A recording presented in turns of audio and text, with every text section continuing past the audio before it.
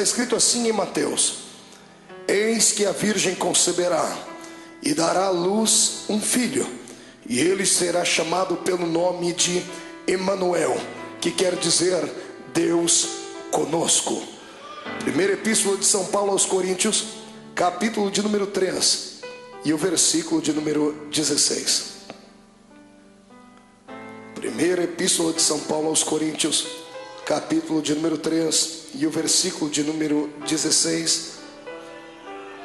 Está escrito assim: não sabeis, pois, vós que sois de Deus, e que o Espírito de Deus habita em vós, se alguém destruir o santuário de Deus, Deus o destruirá, porque o santuário de Deus, que sois vós, é sagrado. Fecha a Bíblia, coloque na cadeira, pegue na mão da pessoa mais bonita do seu lado. Se não tiver ninguém bonito aí, se atreva a vir pegar na minha mão aqui. Atravesse a faixa de Gaza, pegue na mão da pessoa que está do outro lado. Aperte a mão da pessoa com carinho até ele falar aleluia. Pentecostal que não faz barulho está com defeito de fabricação. Vieram ao lugar certo nessa noite. Vieram à olaria de Deus. Feche os olhos e vamos orar. Pai das luzes, nós te exaltamos, nós te glorificamos. Te exaltamos porque o Senhor é grande. Te glorificamos porque o Senhor é tremendo. Nós estamos na sua presença porque tu és forte. O ser humano precisa de uma figura, Senhor, poderosa em quem ele possa se espelhar. Por isso nós nos espelhamos na sua majestade. Tu és o monarca dos monarcas. Por isso adentramos este santuário em busca de um milagre nesta noite. E eu tenho certeza que o milagre já está pronto, estampado na mão dos seus anjos, que daqui a pouco descerão sobre este lugar e entregarão na mesa do seu povo aquilo que eles carecem e necessitam. Antes de começar a pregar, ó Pai, eu lhe faço os dois pedidos que costumeiramente faço. O primeiro pedido é esse: que ao redor deste templo, num raio de 5 quilômetros quadrados, onde houver um demônio alojado, um espírito desencarnado que tem em mente destruir o povo de Deus, eu dou a estes espíritos 5 segundos para desaparecerem do Bom Retiro e da cidade de São Paulo. Porque se não sumirem, serão queimados pelo poder da glória do Senhor, que há de se manifestar aqui entre nós de uma maneira forte e poderosa. Deus, eu ainda lhe faço um segundo pedido. Se ainda tenho crédito no céu contigo como pregador da sua palavra, abre a porta do seu santuário sobre nós agora, e manda do céu para a terra, descendo através daquela escadaria que Jacó enxergou no meio do deserto, enviar os seus anjos para estarem aqui. Envie anjos da categoria dos serafins. Palavra serafim significa aqueles que ardem em fogo. Portanto, manda anjos de fogo estarem aqui nesta noite. Eu quero 2 aqui nesta tribuna, uma à minha esquerda, outro à minha direita.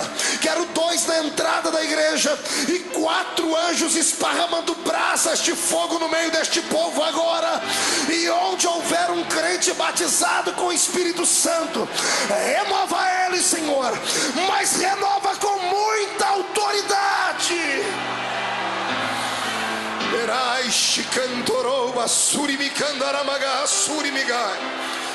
Tu não precisas da minha ajuda para curar. Tu não precisas da minha ajuda para batizar com o Espírito Santo. Tu és Deus, tu és onipotente. Então mostra a sua onipotência nesta noite. É o que eu te peço agora, em nome de Jesus Cristo, teu amado Filho. Amém e amém. Antes de se assentar, levante um dedo de profeta para cima comigo. Aponte o dedo no nariz do seu irmão e diga para ele: não se escandalize com o culto hoje, porque há uma unção encaminhada para esse lugar. Diga: daqui a pouco você verá o barulho de ondas que vão se quebrar aqui nesta praia. Pegue aquilo que for possível e volte para casa cheio da glória do Senhor. Aplauda o Rei Jesus, glorifique a Ele e tome o seu assento para a honra e glória do Pai. Aleluia. Glória a Deus. Queridos e amados irmãos em Cristo Jesus, noiva do Cordeiro, simpatizantes desta fé pentecostal linda, amados obreiros que estão na minha retaguarda, irmãos de diversas denominações, mas que pertencem ao mesmo corpo sagrado de Jesus Cristo, Deus hoje nos conduzirá no tapete da sua revelação e nos levará na profundidade que você e eu suportarmos para dentro das águas do seu poderoso rio.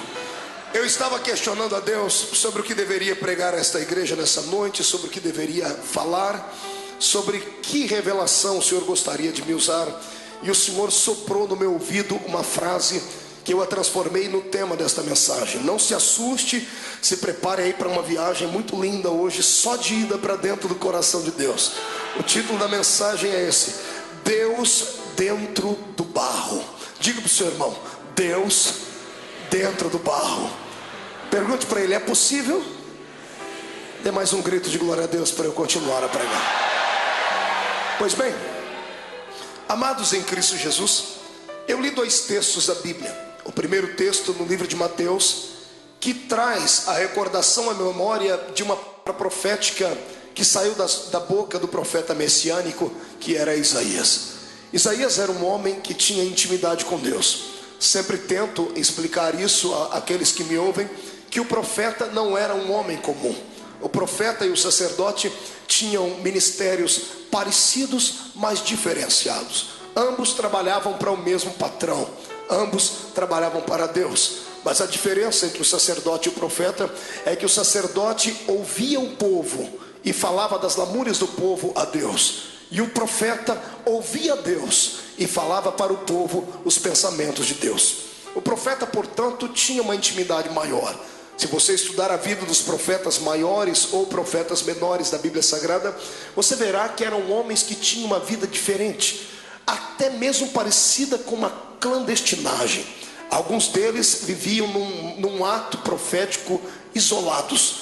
Eles ficavam no meio de uma solidão que era muito particular deles, e eles emprestavam a Deus os seus ouvidos, o seu coração.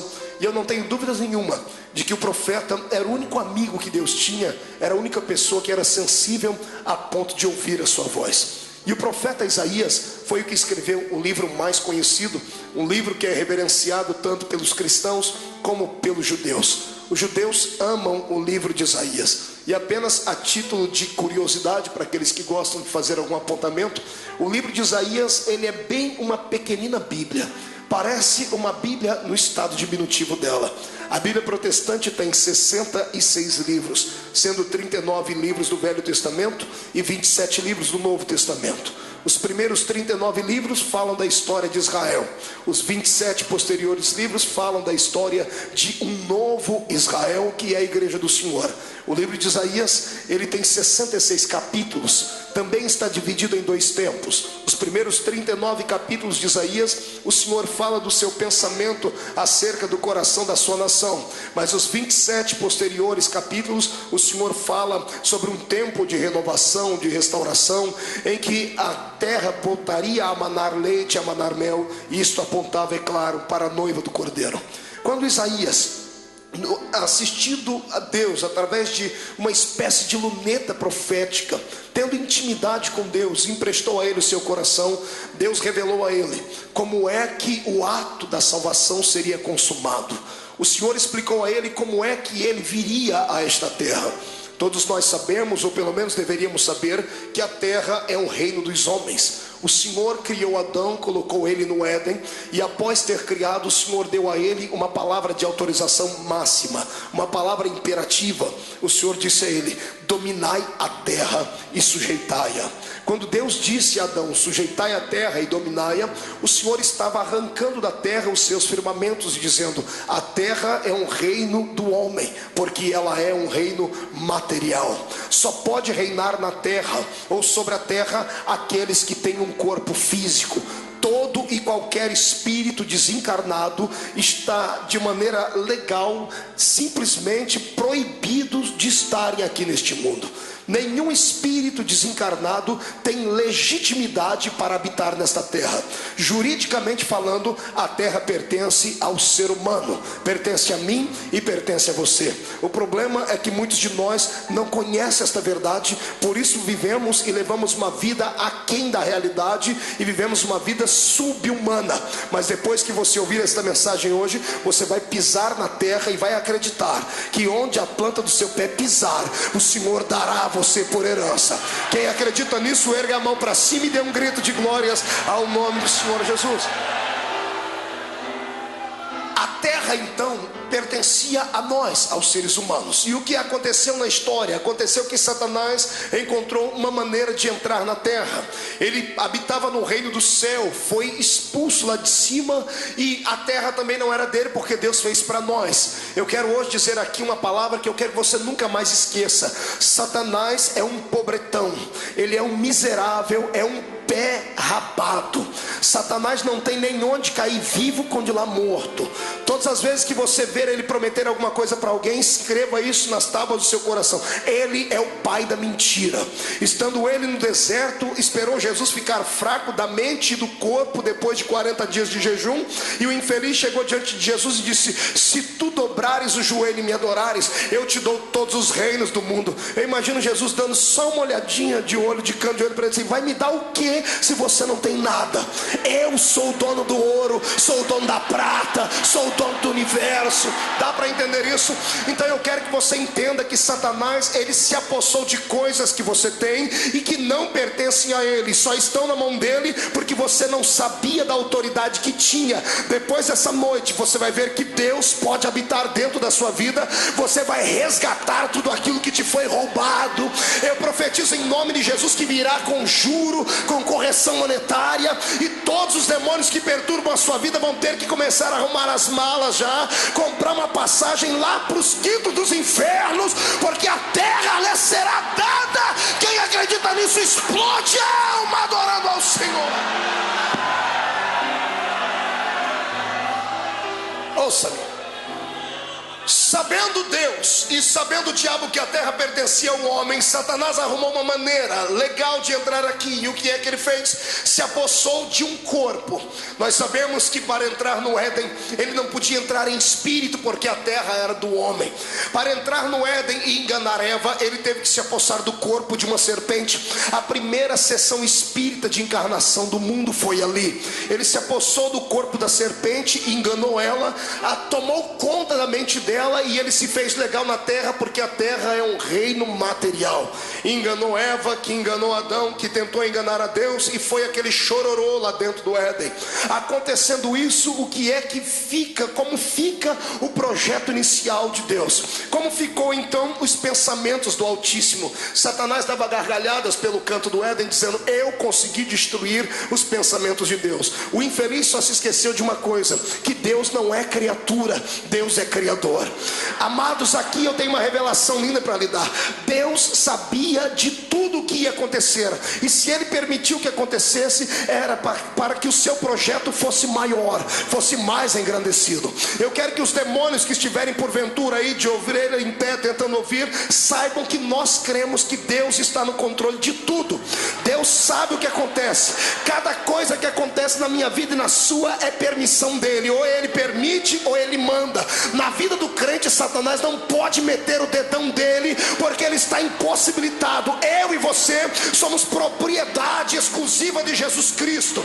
Todas as vezes que Satanás tenta se aproximar de ti, ele vê uma faixa invisível no seu peito: propriedade de Jesus, aqui ninguém toca.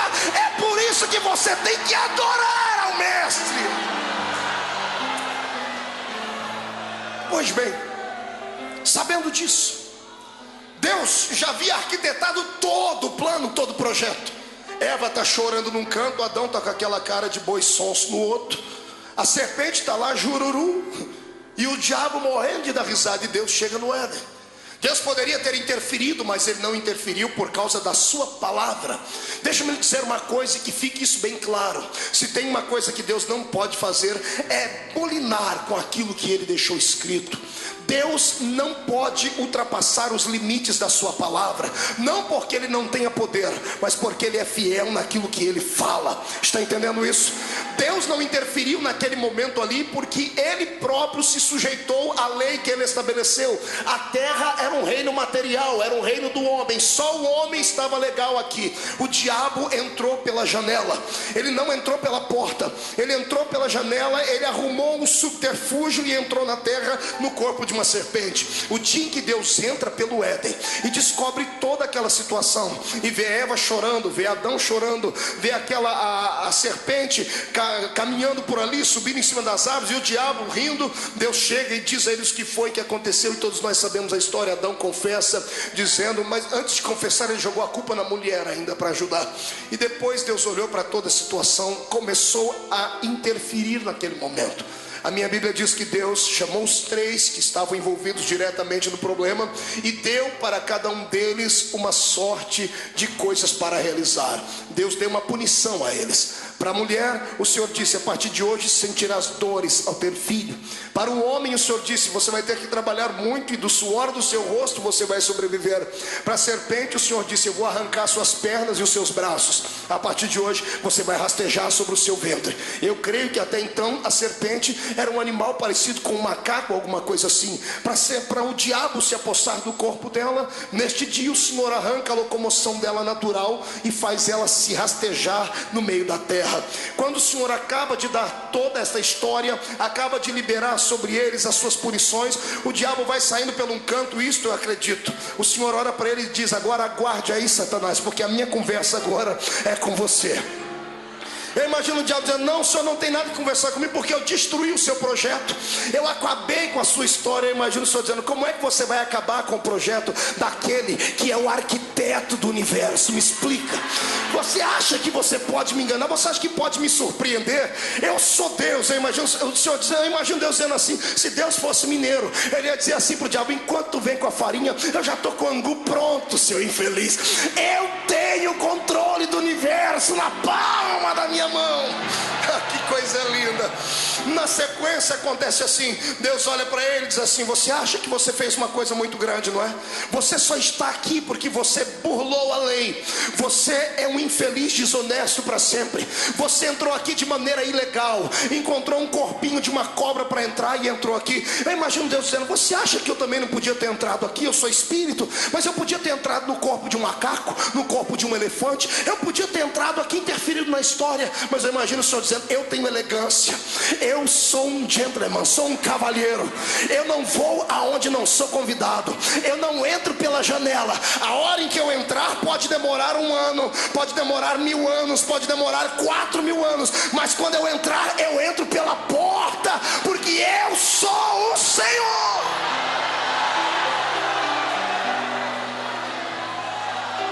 Eu creio que o diabo não, o que o senhor quer dizer com isso? Eu imagino Deus dizendo, eu vou dizer o que é que eu quero dizer. Eva, vem cá. Lá está Eva gritando, chorando, esperneando. Deus, agora não adianta mais, para de chorar, vem cá. Para de chorar, vem cá, agora não adianta mais. Adão, limpa os olhos da sua mulher. Está lá os dois, moadinho num canto, e Deus olhando para o diabo dizendo, olhe para cá, Satanás. Foi essa mulher que você tentou, não foi? Foi ela que você destruiu? Pois bem, Eva, vem cá. Eu imagino meu Deus colocando a mão no ventre dela. Aleluia. E dizendo, eu não entro pela janela, eu vou entrar pela porta. O meu espírito não cabe dentro de um animal irracional. A hora que eu entrar vai ter que ser dentro de alguém que é racional. Da semente dela vai nascer um. Eu vou estar dentro do corpo dele, e então vou esmagar a sua cabeça, porque você não pode nada.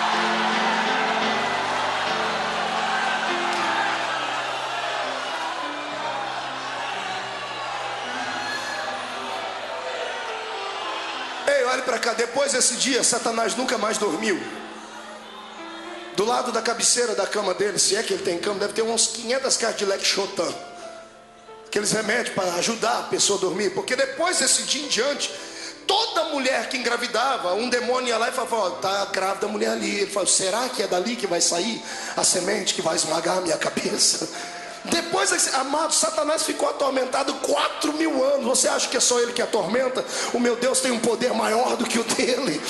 Ele não dormiu, ele não conversou, não bebeu água, não se alimentou direito durante 4.000 anos, porque todas as vezes que uma mulher ficava grávida, um demônio chegava: ó, mais uma engravidou ali. E eu imagino: vai, fique lá do lado dela e vê se essa criança que vai nascer é diferente.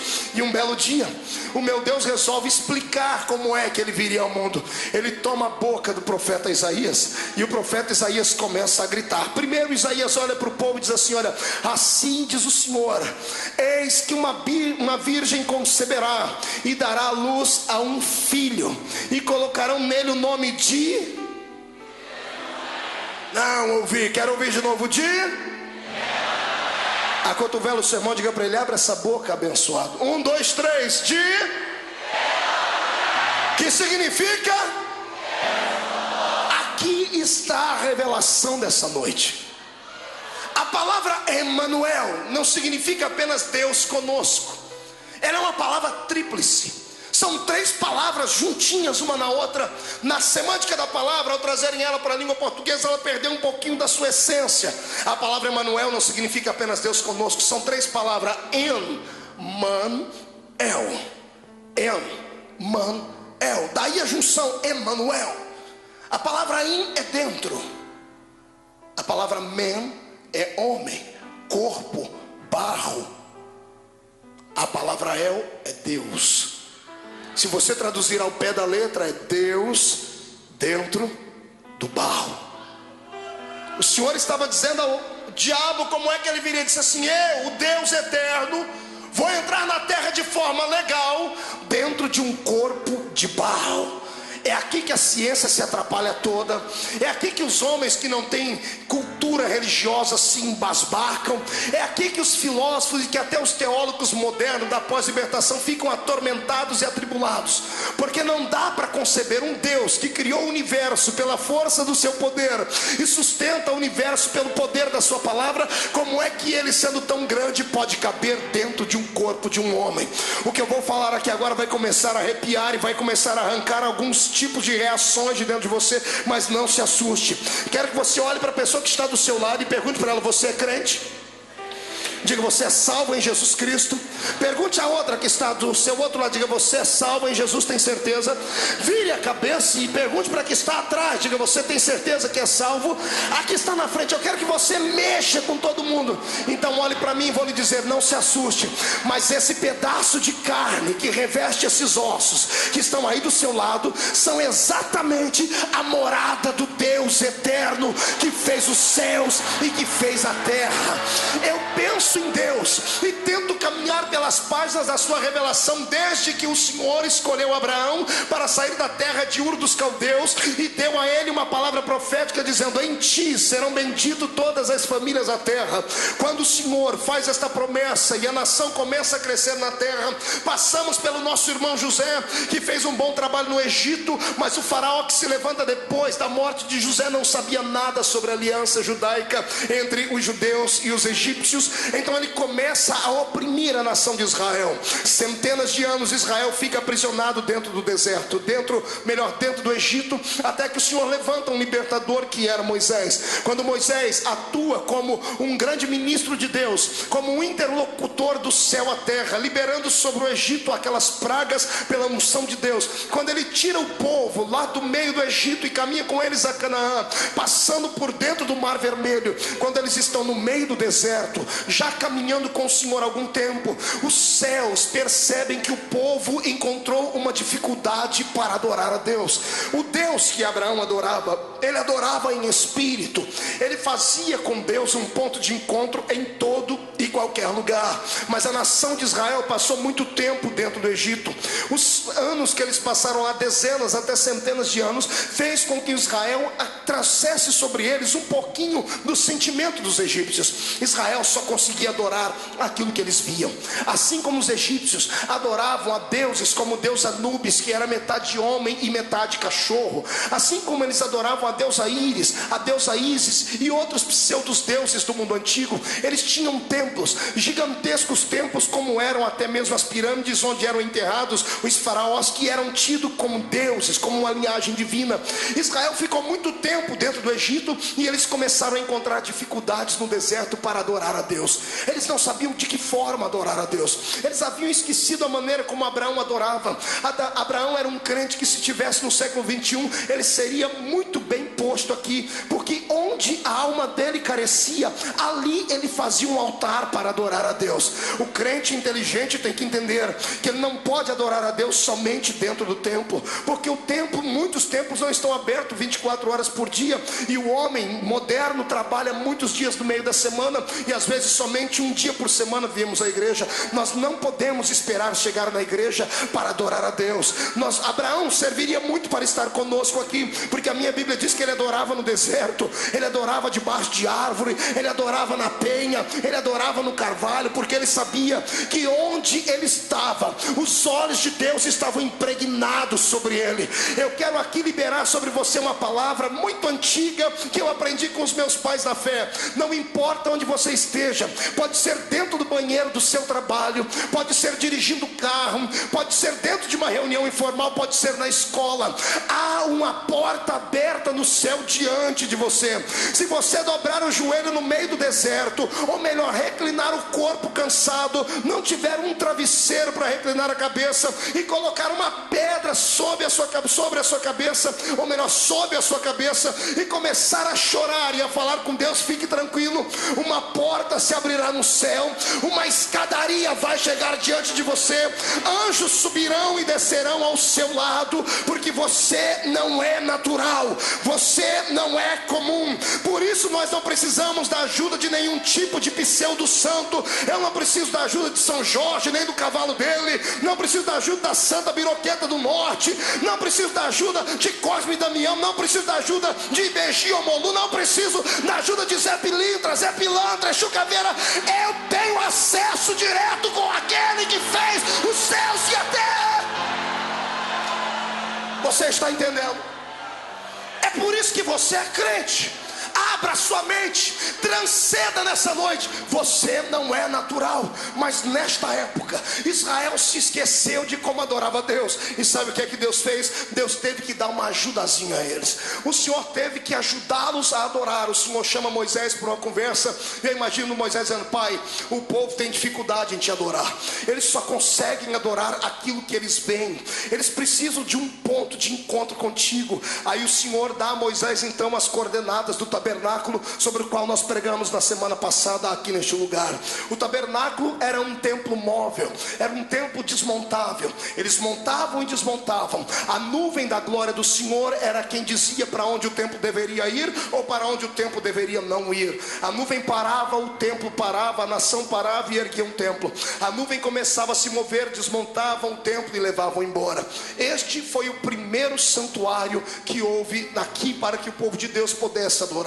Quando Israel chega na terra prometida, o Senhor suscita no coração de Davi uma vontade imensa de ter um templo, porque o povo ainda tinha dificuldades de adorar. Davi, ele alicerça com o coração o desejo do templo, mas o Senhor o proíbe de fazer o templo, porque a mão dele era manchada de sangue, e o Senhor repassa a função para Salomão. Salomão então teve a oportunidade e a graça de levantar a Deus o primeiro templo fixo da história do povo judeu e da nossa fé, porque o judaísmo e o cristianismo acabaram se confundindo por um templo. Naquele templo, um templo majestoso, magnífico, ele foi inaugurado com um poder pentecostal. Pastor Marco, no Velho Testamento ninguém falava em línguas. Como é que o senhor fala que o templo foi inaugurado com o poder pentecostal? Porque a minha Bíblia diz que enquanto os sacerdotes cantavam, ou melhor, os levitas cantavam a Deus, tangiam seus instrumentos, a nuvem da glória de Deus entra dentro do templo, e a Bíblia diz que era tanta unção lá dentro que os sacerdotes não conseguiam ficar de pé diante do Deus Todo-Poderoso. Aleluia. Um templo só presta quando a presença de Deus está dentro dele. O que eu conheço de igrejas por aí que são belas, são bonitas, são catedrais, milhares e milhares de reais gastos com oferta dos crentes, com exploração de alguns, e você entra lá dentro, é pompa, é magnitude, são cores belas, cheio de informática, o som é de primeira, mas infelizmente a graça de Deus não está mais lá dentro. Você entra lá dentro frio e sai congelado. O pastor lá é muito bem preparado em ciências, em humanas, em exatas, sabe muito bem falar vários idiomas, conhece a teologia de cor e salteado. Quando ele fala, enche a sua cabeça, mas quando ele fala, não toca o coração. Templos que são parecidos com o santuário de Salomão são grandes, mas não tem aquela graça lá dentro. Em contrapartida, eu conheço igrejas pequeninas, conheço igrejas tão simples que nem um som desse caberia lá dentro. São cenáculos, não são belos como o santuário de Salomão, mas para entrar lá dentro você tem que tirar o sapato, porque é terra santa. A graça, a glória do Senhor está dentro daquele lugar. A minha vontade e o meu desejo era que a igreja do Senhor regressasse um pouquinho no tempo, para voltarmos a fazer como a igreja fazia. Hoje ainda eu ouvi uma reclamação de uma ovelha que dizia: pastor, eu congrego numa grande igreja, mas sinto falta do afago do pastor. Pastor é para pastorear ovelha.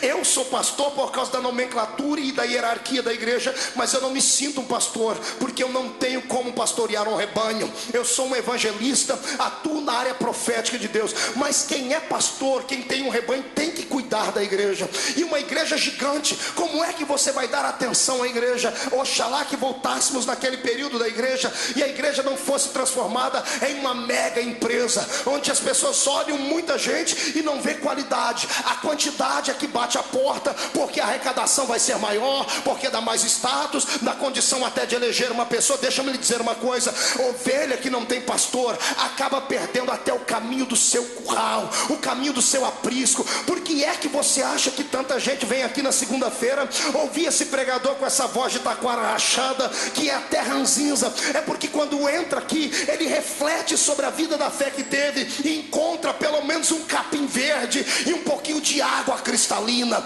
Eu quero que você entenda e comece a orar pela sua igreja. Não quero que a igreja deixe de crescer, não quero que a igreja não seja grande como esta aqui. Você precisa que toda a sua igreja, o ministério, tem que entender que ovelha tem que ser pastoreada. Nós não devemos olhar para a igreja e ver nela apenas como uma fonte de renda para nós. Devemos olhar para a igreja e sentir por ela o amor que Jesus Cristo sentia. Uma vez tentaram transformar Jesus em popstar, tentaram transformar Jesus em artista. Jesus estava pregando, umas mulheres começaram a gritar, queriam que seus filhos fossem abençoados. Os discípulos não queriam, deixavam falar para as mulheres: parem de gritar, não atormentem Jesus. Jesus parou e disse: o que é que está acontecendo aqui? As mulheres querem te importunar. Jesus disse assim: ó, shut up, calem a boca, ninguém aqui quer me importunar não. Essas mulheres querem serem abençoadas, para isso eu existo, para isso eu vim aqui. Eu sou o pastor que dá vida pelas suas ovelhas. Trazem as mulheres aqui, abraçou-as, beijou-as. Este é o exemplo fiel e digno do pastor de ovelhas. Se você tem um pastor que é estrela, se você tem um pastor que não lhe dá atenção, comece a orar para Jesus consertar o coração dele, porque ele vai ter que dar conta da sua alma diante de Deus, vai ter que mostrar a Jesus o que é que ele está fazendo. Eu quero que você entenda que o santuário de Deus não é uma casa de espetáculos, não é uma casa de shows. Aqui é um aprisco. As palavras que eu falo tem que fazer sentido, as palavras que saem daqui tem que mudar vida, tem que trocar. Se você tem estado na sua igreja, a palavra entra aqui e sai por aqui, comece a orar. Você está à beira de morrer espiritualmente. Eu creio em ressurreição. Eu profetizo que haverá uma mudança nos púlpitos da igreja. Profetizo que a oração dessa igreja trará de volta a verdadeira vontade de sentirmos a glória do Senhor. Será que eu tenho alguém que acredita nisso aqui, que pode erguer a mão para cima e dar um belo grito de glória a Deus? Ah, pastor Marco, mas isso aí é uma questão de dom. O senhor tem um dom, o outro não tem. O senhor tem tempo para se preparar, o outro não tem. Problema dele.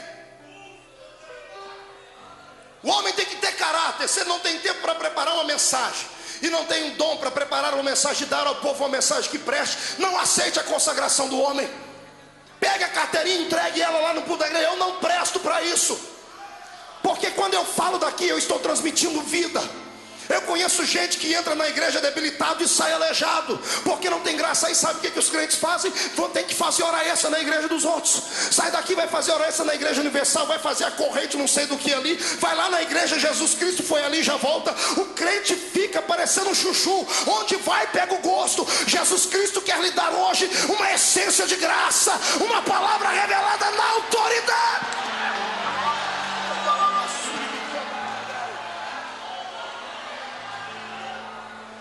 O problema não é esse, o problema é que falta interesse, falta graça, falta intimidade com Deus. Eu sou um matuto da roça. A primeira vez que eu comi na casa de um granfino foi uma tribulação. Cheguei lá, a irmã disse assim: pastor, me convidaram para almoçar. Eu cheguei, não senti cheirinho de comida. Eu falei, me deu desespero. Mas nós vamos jejuar, é? Não, pastor, a comida é pré-pronta. Eu falei, que desgraça é essa, Jesus? Ele falou, não, é tudo em saquinho, já pré-cozido. A gente põe ali no micro-ondas, né? Porque eu nem sabia o que era isso. Tanto é que eu passei uma vergonha por causa desse tal de micro-ondas, que só Jesus. Isso aí porque não era você. E eu do meio da roça, todo metido, cheguei num pastor, depois que eu fui na casa desse infeliz, desse irmão. Cheguei no pastor, o pastor estava com um terno bonito, e eu quis fazer um elogio. Eu falei, pastor, esse seu terno de micro-ondas é bonito. Ele olhou para mim e disse, não seria microfibra? Até decorar foi diferente. O outro eu falei que era fibra ótica. Esse seu terno de fibra ótica é lindo, majestoso. Aí a irmã fez a comida e botou na mesa. Irmão, a comida era bonita. Oh, comida miserável. O arroz parecia arroz vaticano, papa, arroz carnavalesco em bloco. A carne era bonita, só por fora estava coradinha por dentro. Eu espetava o garfo assim, mu.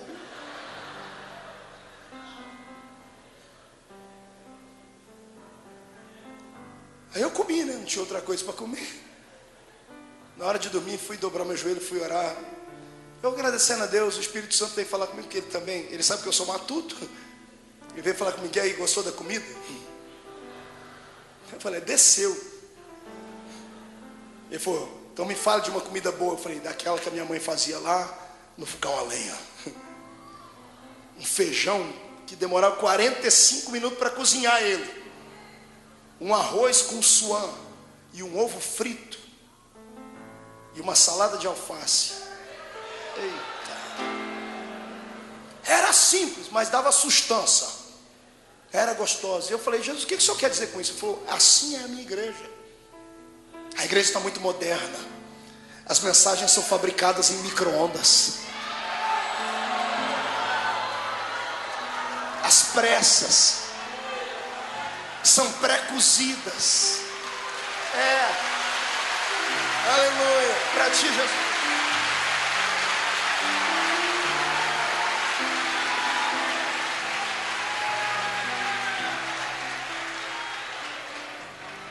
Feita de qualquer jeito, como se a igreja fosse qualquer uma. Você não sabe o temor que eu tenho quando subo aqui.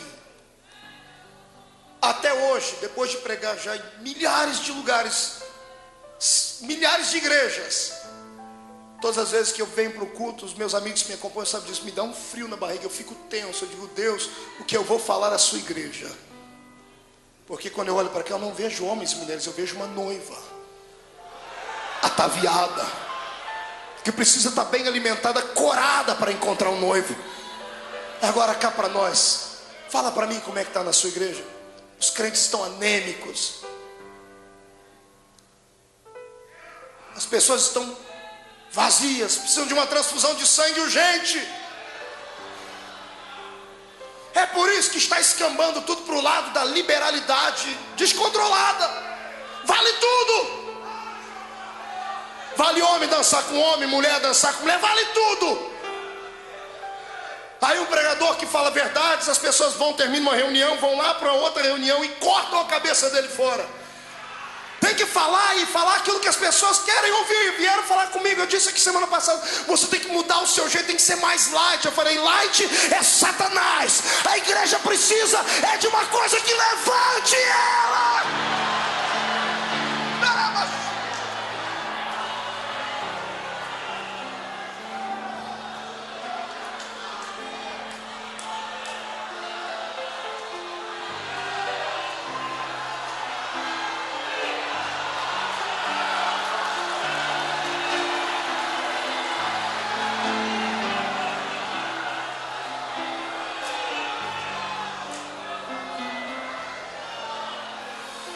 Na hora de voltarmos a fazer o alimento da igreja no fogão a lenha, gastarmos tempo nisso.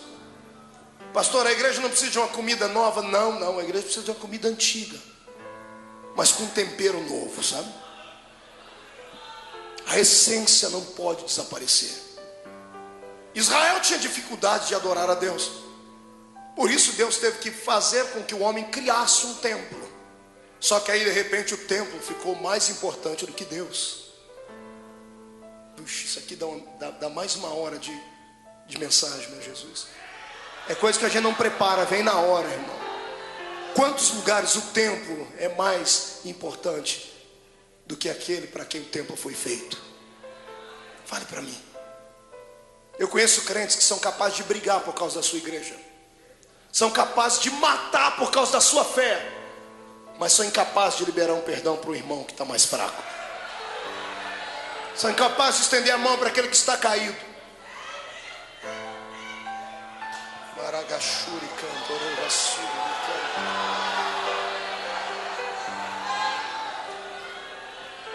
Como o templo ficou mais importante do que Deus, eu disse assim, é assim, então destrói o templo. E o templo de Jerusalém já foi destruído por várias vezes. Do templo de Salomão, chegamos no templo de Zorobabel, que era um pouquinho menor, não tinha tanta graça, não tinha tanta glória. Mas o Senhor disse que se houvesse simplicidade no coração deles, a glória do segundo templo seria maior. Não a glória da estrutura, não do ouro, não da prata, não do marfim, mas a essência que habita dentro dele, entende? No templo de Zorobabel, chegamos no templo de Herodes, magnífico.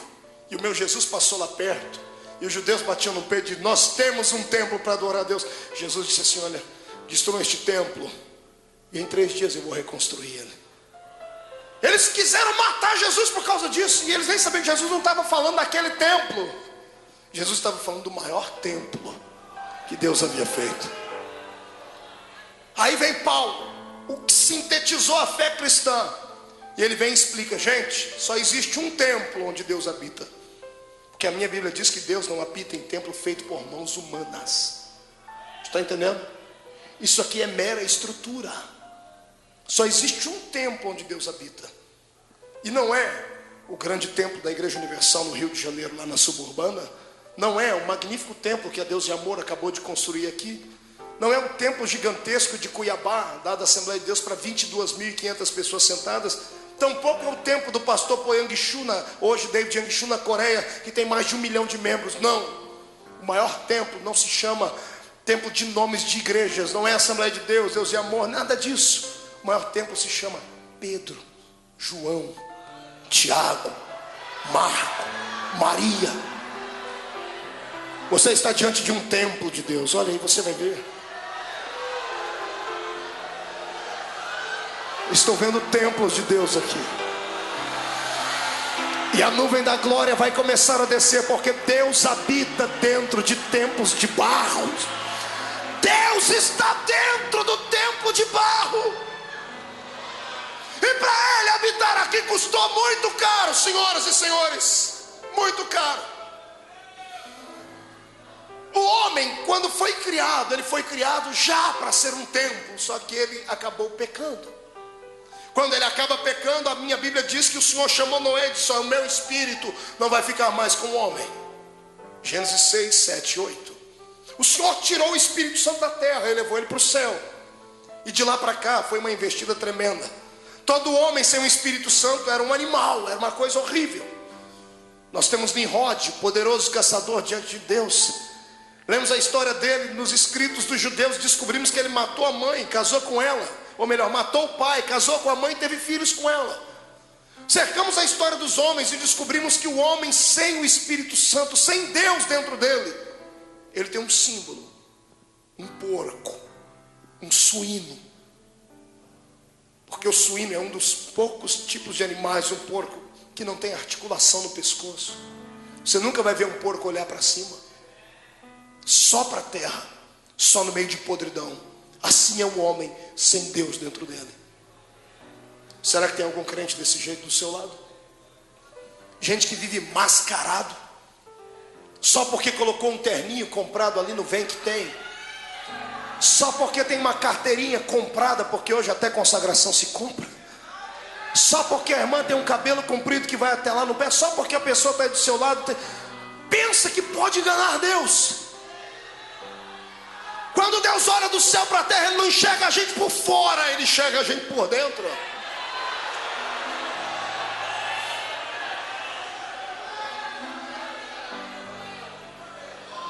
O homem sem o Espírito Santo não presta, não vale nada. É um porco. Pastor, se o símbolo do homem sem Deus é um porco, qual é o símbolo do homem com Deus? Solta o cinto para voar comigo. Uma águia.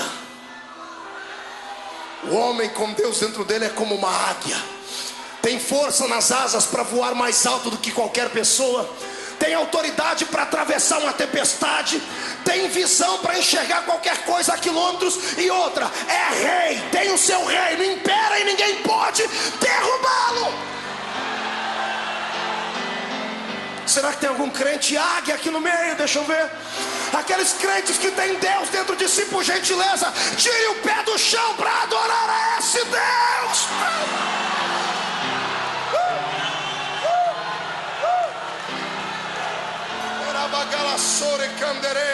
Levante as duas mãos para o céu. Senhor, eu quero agora um sinal da sua presença aqui. Se é verdade que um homem com Deus, ele transcende, onde houver alguém aqui que tem intimidade suficiente contigo, enche ele de poder até ele extravasar agora.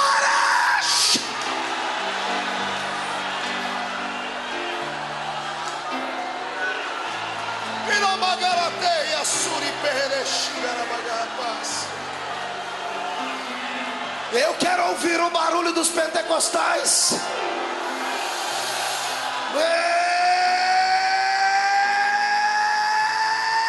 Recebe mais.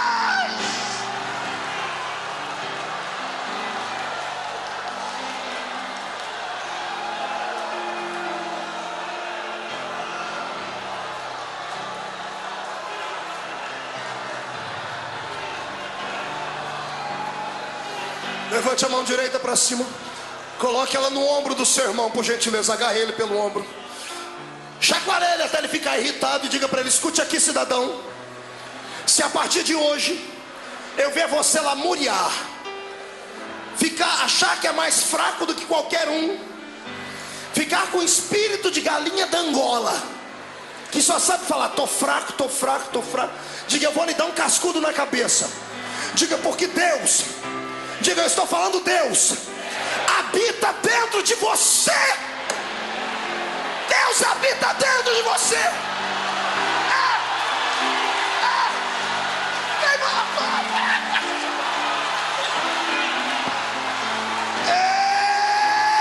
Deus habita aí.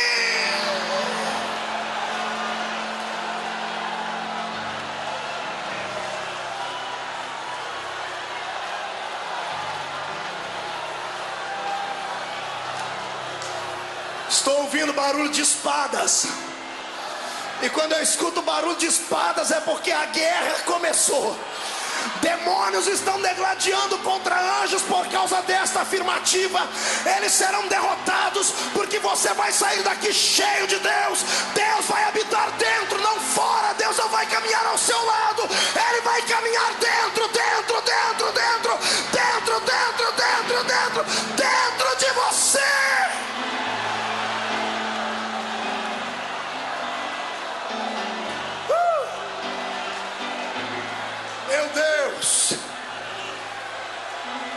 Por gentileza, tome o seu assento.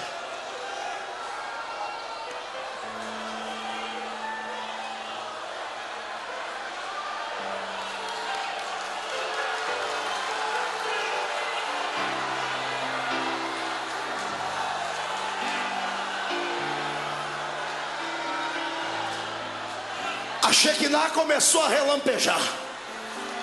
Daqui a pouco vai trovejar, Zé Roberto. Meu Deus do céu, sai da frente, Satanás! Estamos em guerra!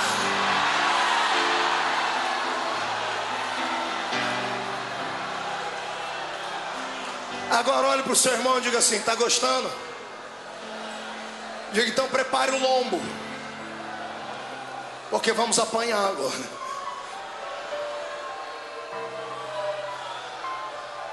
Quantos querem ser possuídos por Deus? Quantos querem que cada célula do seu corpo seja tomada pelo Espírito Santo? Então escute. Como é que a senhorita quer que Deus habite dentro deste vaso de barro, se a senhora leva uma vida desgraçada e miserável? Como é que a senhora quer que o Espírito Santo lhe possua, se a senhora vem à igreja do Senhor, com todo o respeito da palavra, travestida de Jezabel? Me fale. Como é que a senhorita quer que o Espírito de Deus, que é santo e majestoso, lhe use em profecia, usando essas roupas que dão vergonha até na gente que é homem? Imagina em Deus. Me fale. Fale para mim. Pastor, o senhor veio aqui falar de doutrina? Não, eu vim falar de vergonha na cara. Você ainda tem isso? Então escute. O Espírito Santo não pode habitar dentro de uma pessoa que tem um espírito torto dentro dela, um espírito que transpira sensualidade. Uma pessoa que vem à igreja quer Deus, mas quer todas as pessoas. Pastor, mas é só mulher? Não, tem um monte de homem também que precisa tomar vergonha na cara do mesmo jeito, que entra dentro da igreja achando que a igreja é um harém, onde ele pode levar todas as mulheres que ele quer, para onde bem entender. Escute, este lugar é santo, a igreja é do Senhor, este lugar é da graça.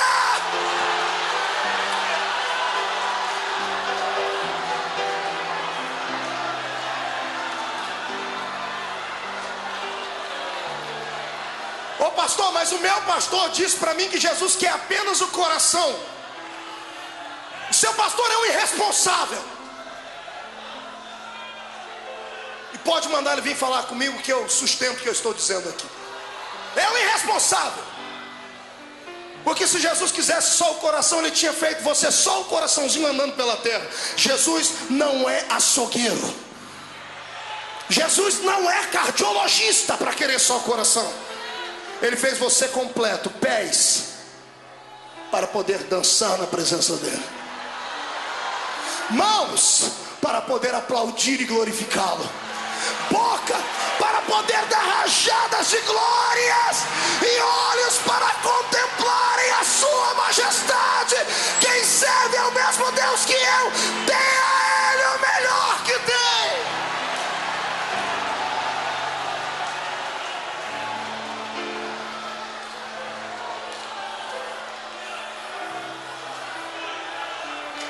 Sabe por que você não sente nada?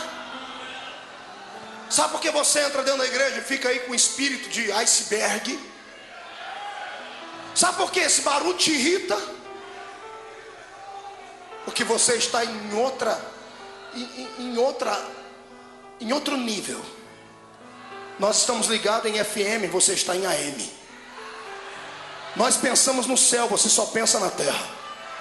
Nós queremos Deus, você quer aquilo que Deus pode lhe dar. Sabe por que Jesus não lhe dá aquilo que você pede? Porque você não se entregou a Ele.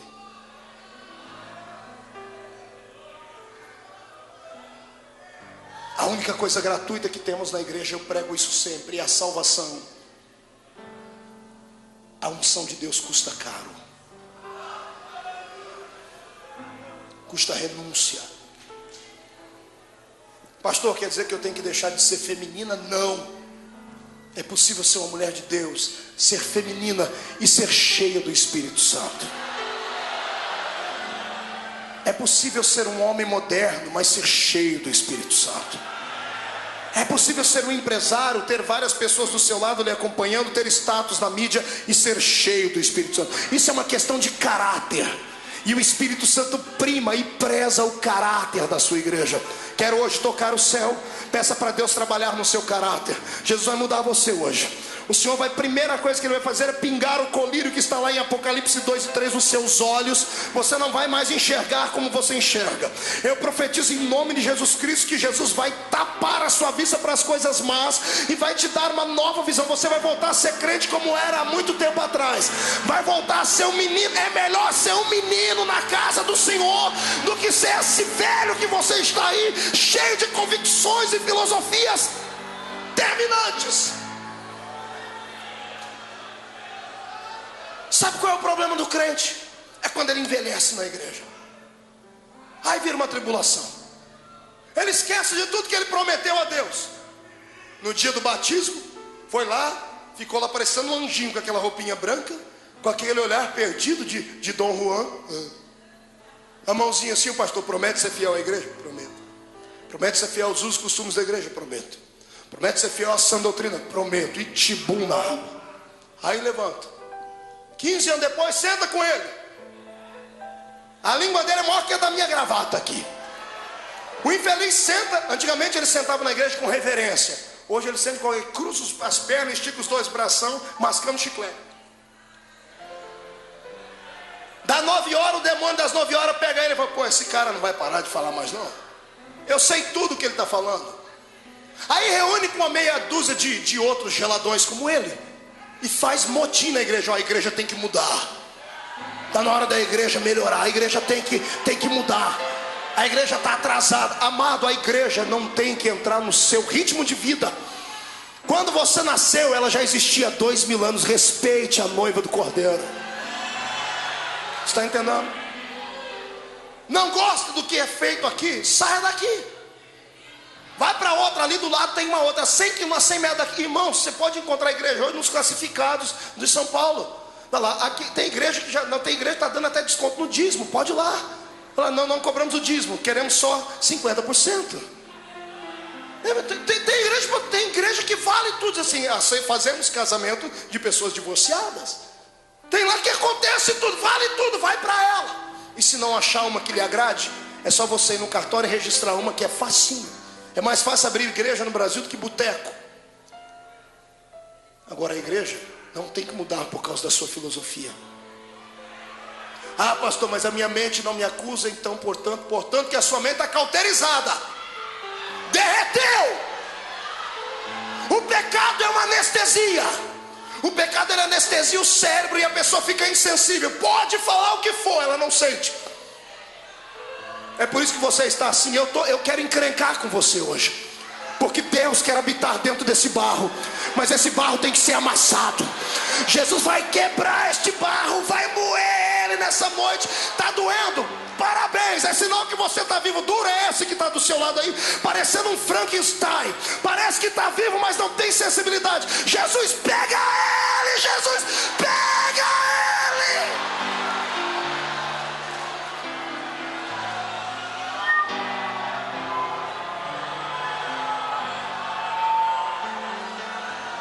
Me arrume 3 guarda-costas para sair daqui hoje.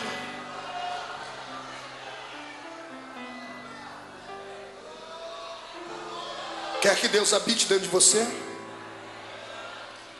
Limpe a casa.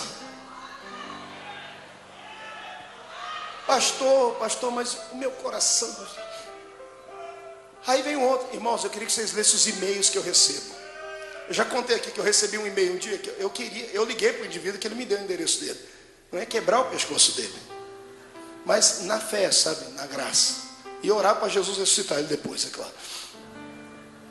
Ele mandou um e-mail assim: pastor, ore por mim porque eu sou muito fraco.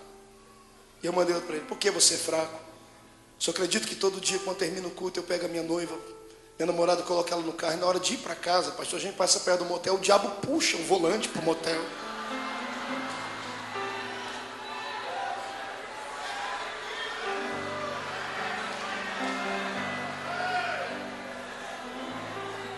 Outros mandam, não, a desculpa do crente, pastor, a carne é fraca. E eu respondo assim, e pecado é vitamina, é? Você é fraco aí peca para ficar forte, é isso? Há coisinha ruim. Nessa noite Jesus quer te dar mais, mas Ele não pode ir além dos limites impostos. Meu Deus não toca em coisa morta, a não ser que Ele queira ressuscitar. Ele quer fazer de você um grande homem, uma grande mulher, mas você tem que mudar de vida. Tem que estabelecer princípios. Tem que levar as coisas certas. Não podemos vomitar no prato que comemos e nem destruir a fé que nos foi ensinada por aqueles que passaram a vida toda levando uma vida diferente. Tem alguns excessos? Tem, mas excessos que podem ser relevados, mas não apostatar da fé. Não. Quando o cristianismo protestante entrou no Brasil, a igreja era uma.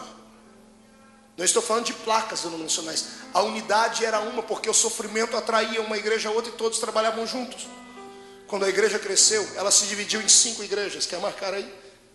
Dos lados opostos, nós temos de um lado aqui uma igreja que é anarquista. No lado oposto dela temos uma igreja fanática. Nenhuma das duas presta para Deus.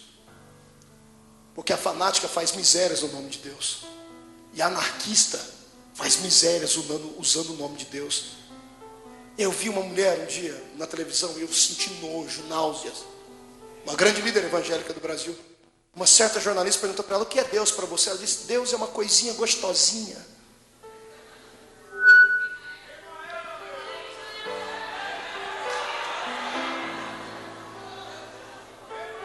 Outros vão falar, não, Deus é o cara. Tenha respeito. Vá falar isso para um juiz. Vá com o estilo de roupa que você usa para vir à igreja na frente de um juiz, para ver o que ele faz com você. Temos mais respeito diante de homens do que diante do Senhor. É por isso que a igreja está vazia da sua graça. Mas Ele vai mudar essa situação. Ah, se vai.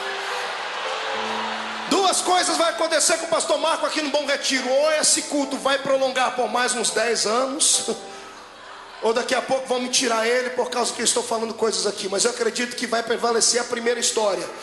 Enquanto o Senhor me der graça e saúde, tiver gente querendo ouvir, nós vamos falar sobre isso. Poder e responsabilidade. Deus pode habitar no corpo de barro, mas o barro tem que ser trabalhado. Quem quer ser trabalhado por Deus, que dê um grito de aleluia.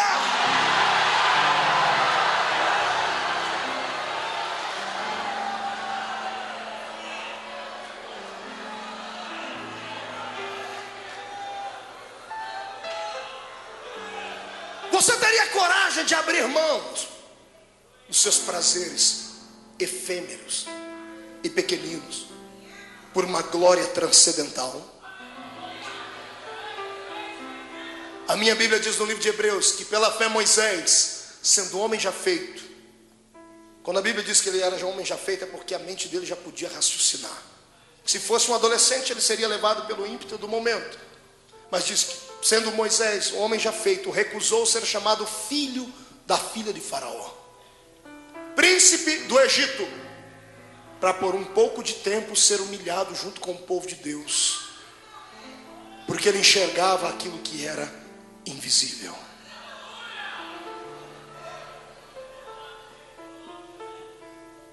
Quanto você está disposto a deixar para que Deus lhe use? Meu corpo está arrepiado aqui.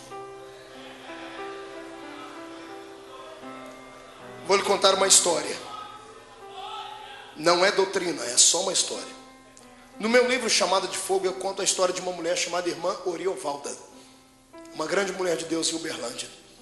A irmã Oriovalda é uma mulher rica. O marido dela é um grande fazendeiro, o pastor Ranulfo. E ela é uma mulher sem igual. Devo a Deus e a essa mulher, porque eu estava desviado. Ela veio na minha casa me buscar para me trazer para a igreja. Uma das pessoas que o Senhor usou para me trazer de volta para os caminhos dele. E um dia eu sentei com ela e ela falou para mim assim: você nunca vai ser um homem comum, porque o Senhor te escolheu desde o ventre da sua mãe. Por isso, tudo na sua vida vai ser diferente. Você vai ter que aprender a lidar com circunstâncias, vai ter que aprender a deixar muito dos seus desejos de lado, pelo que Deus vai lhe dar. E ela contou para mim a história dela. Ela chegou a ser Miss do Triângulo Mineiro. Ela era uma mulher linda. Até hoje você olha para ela, você percebe que ela era uma mulher muito linda. Ela disse que ela recebeu Jesus como Salvador e recebeu o dom da palavra. E ela pregava e prega muito. Ela pega eu e mais 10 pregadores do Brasil e coloca debaixo do braço. É mestre na palavra, com eloquência e tudo mais. Eu vi Jesus usar essa mulher de uma forma magnífica. Eu vi uma vez ela colocar 50 pessoas em fila indiana, ninguém falava em línguas. Ela veio orando com eles daqui para lá. Quando ela voltou do outro lado, onde ela toca, todos falaram em línguas estranhas. Eu nunca vi aquilo. E uma vez falando com ela, ela disse: quer saber qual foi o preço que eu paguei? Eu disse: qual? Ela disse que enquanto pregava, multidões vinham para vê-la pregar, e até por causa do status que ela tinha e da beleza dela. E um dia em oração, ela disse que o Espírito do Senhor falou com ela assim: o seu corpo me atrapalha. Ela disse: por quê, Jesus? Porque você é muito bonita. Metade da plateia não ouve o que sai da sua boca. Os homens são atraídos pelo seu corpo. Ela disse: o que o Senhor quer que eu faça? O Senhor perguntou: você ama mais o seu corpo do que a minha unção? Diz: por quê? Está disposta a mudar para que eu possa lhe usar mais?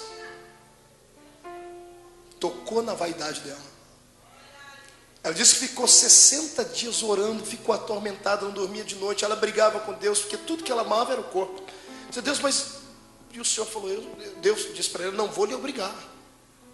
É uma opção sua, estou lhe pedindo. Deus não obriga ninguém a fazer nada que a pessoa não queira. 60 dias depois ela orou e disse: Senhor, eu amo mais a sua unção do que o meu corpo. O Senhor pode fazer o que quiser. Hoje você vê a irmã Evalda, eu a vejo por aí ainda. Ela continua tendo uma mulher com um rosto lindo, mas ela ficou imensa. Imensa. Você pergunta para a irmã Evalda: você fica bem assim? Eu falei: eu estou bem com Deus, porque foi uma opção minha. Ele não me obrigou. Eu deixei ele fazer o que ele queria. E a unção de Deus veio sobre a vida dela. Por isso que eu disse, não é uma doutrina, é um caso. Tem coisas que Deus exige de uns e não exige de outros.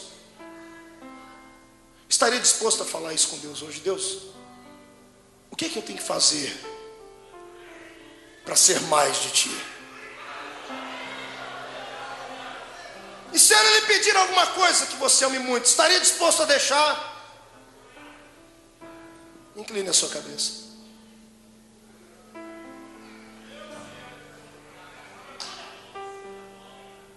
Diga a Deus até onde você está disposto a ir com Ele, para que Ele lhe dê essa unção.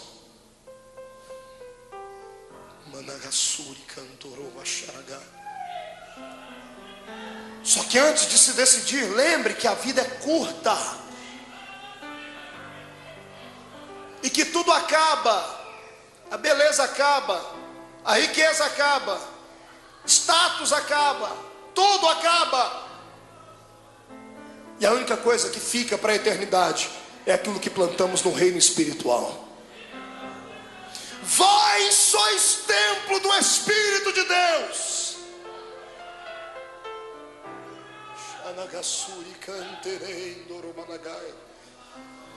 Pastor Marco, doeu agora. Eu estou vendo gente chorar, chora mesmo.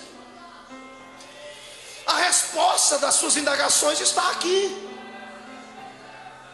Você não tem pedido para Deus falar com você, por que Ele não lhe usa, por que Ele não te dá? Ele está falando hoje. Não queria ouvir? Escute. O Senhor quer possuir a sua alma. Ele quer que o seu corpo seja um tabernáculo andante na terra. Ele quer que cada parte do seu corpo seja transformada em átrio, lugar santo e lugar santo dos santos. Ele quer um sacrifício no seu coração, sendo o altar divino. Os seus olhos são a candeia do seu corpo. Deus quer hoje envolver você numa dimensão de autoridade que você jamais viu na terra. Levante a cabeça, respira fundo e dá uma glória a Deus.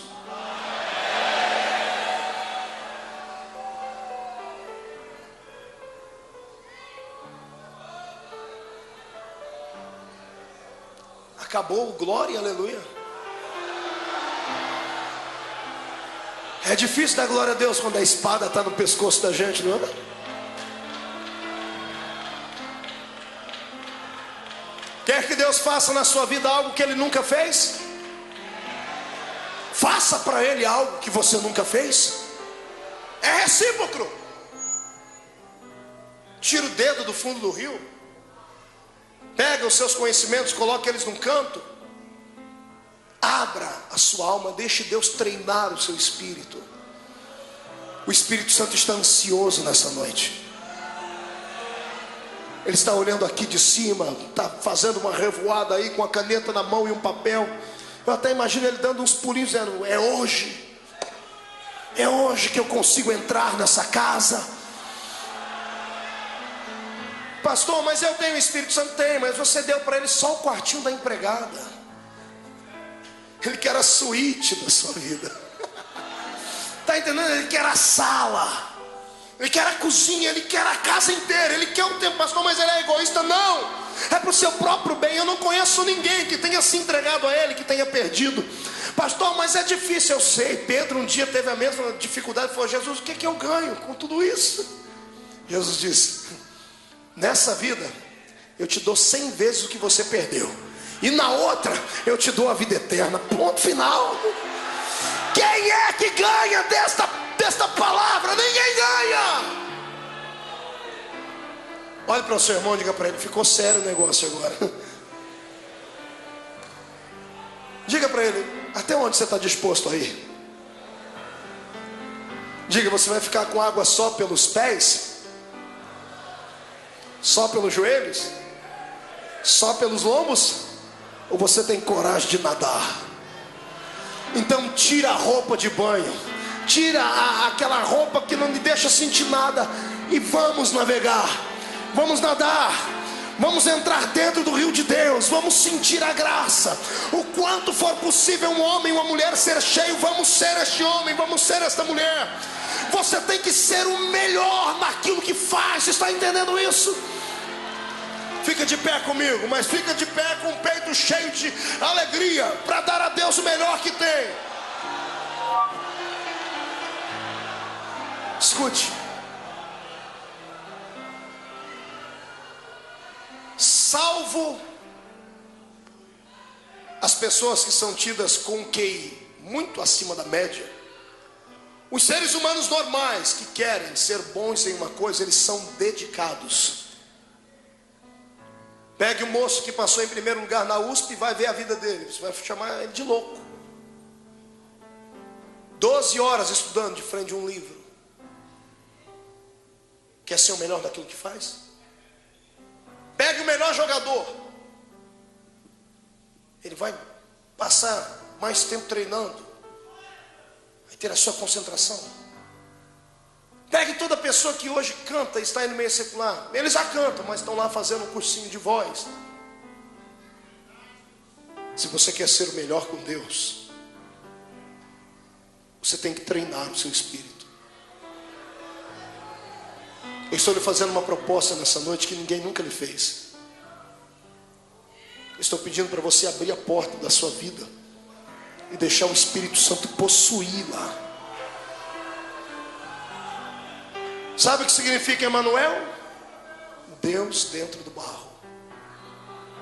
Pastor, por que Deus precisa entrar dentro desse meu corpo? Porque a terra é sua. E Ele não vai entrar aqui e tomar ela de você, não. Ele vai te ajudar a expulsar os demônios daqui. Os demônios vão estar andando pelas ruas e quando olhar para você não vão ver carcaça, vão ver quem está dentro de você. Por que tem algumas pessoas que são diferentes, pastor? Por causa disso. É só isso. Está entendendo? É só isso. Perguntar para mim: pastor, o senhor jejua quanto tempo por dia? O senhor fica quantos meses de jejum escondido? Eu falo: não é isso. Não é o ato exterior, é aquilo que o coração deseja. Desde menino eu disse: Deus, eu quero o quanto for possível receber de ti. Quer ser uma pessoa assim? Fecha os olhos. Meu Deus. Fecha os olhos. Eu sinto a presença de Deus aqui. aquele hino para mim que nós tocamos semana passada, não sei se você tá... Vai chover. Vai chover. Alguém toca ele? Fecha os olhos. Mas não pare de tocar, não pare de tocar. Toque para mim. Eu quero que saia do lugar aí agora. Todo homem e toda mulher que está cansado de levar uma vida à beira da glória, sempre a um passo da unção. Gente que quer mais e que tem coragem de pagar o preço, que tem coragem de fazer Deus presente dentro do seu vaso. Saia do seu lugar e venha aqui. Feche os olhos. Você vai orar comigo agora. Mas essa oração não pode sair só da boca, tem que sair do coração. Feche os olhos e diga comigo: Deus, a minha casa é sua. Eu lhe peço perdão, porque às vezes não lhe dei todos os cômodos dela. Mas não foi porque eu não queria. Não foi porque eu não queria. Foi porque eu não sabia. Foi porque eu não sabia Que o Senhor podia fazer coisas tão grandes. que o Senhor podia fazer coisas tão Deus, nessa noite, nesta noite, eu lhe dou liberdade eu lhe dou liberdade para esvaziar a minha casa para esvaziar a minha casa daquilo que não presta. daquilo que não presta. Tira de mim Tira de mim essa fraqueza da carne, essa fraqueza da carne, essa fraqueza dos sentimentos. essa fraqueza do sentimento. Tira de mim Tira de mim esse caráter deteriorado. esse caráter deteriorado. Tira aquilo que não te ajuda, Tira aquilo que não te aquilo ajuda, que atrapalha. aquilo que atrapalha. Purifica os meus olhos, os meus ouvidos, purifica os meus lábios, os meus pés, as minhas mãos, sobretudo, purifica o meu coração. Senhor, eu quero agora que o Senhor venha morar dentro de mim. Eu não quero que o Senhor venha visitar, não, eu quero que o Senhor venha morar. E me desculpe, mas depois que o Senhor entrar aqui, eu vou trancar a porta e vou jogar a chave fora. Nunca mais o Senhor vai sair de dentro de mim. Feche seus olhos. Cantaramanaçu. Espírito Santo, quem ora aqui é o teu servo. Eu não sou o melhor homem que existe no mundo, Senhor, mas eu sou um daqueles que mais te admira. Pela autoridade que a sua palavra me concede, eu oro agora para que a Assembleia de Deus do Bom Retiro agora comece a tremer, porque eu quero a sua nuvem relampejando aqui dentro, e eu quero que cada homem, cada mulher receba a sua presença maciça.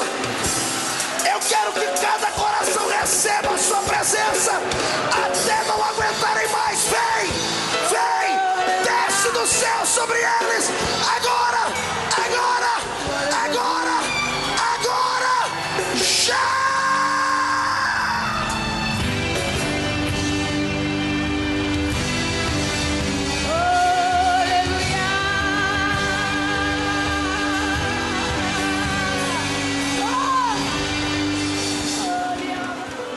Jesus disse: eu vos dei poder para pisar sobre serpentes e escorpiões.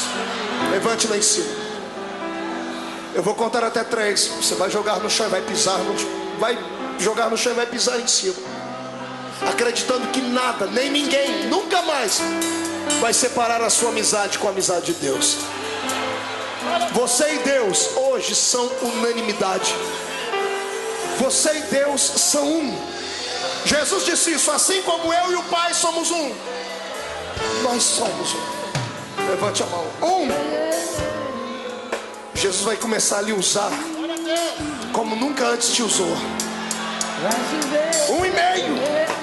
Há uma glória entrando dentro da sua casa, que as pessoas vão ter dificuldade para dormir de tanta glória naquele lugar. 2. Jesus vai abençoar o bairro inteiro. 2,5. Onde a planta do seu pé pisar, o Senhor vai lhe entregar. 3. Jogue no chão, pisa em cima.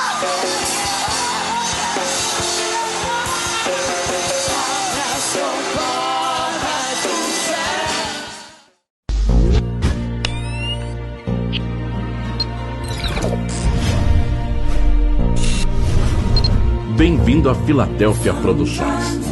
Você é importante para nós. Apocalipse 3:8. Conheço as tuas obras, e eis que diante de ti pus uma porta aberta, e que ninguém pode fechar. Tendo pouca força, guardaste a minha palavra, e não negaste o meu nome.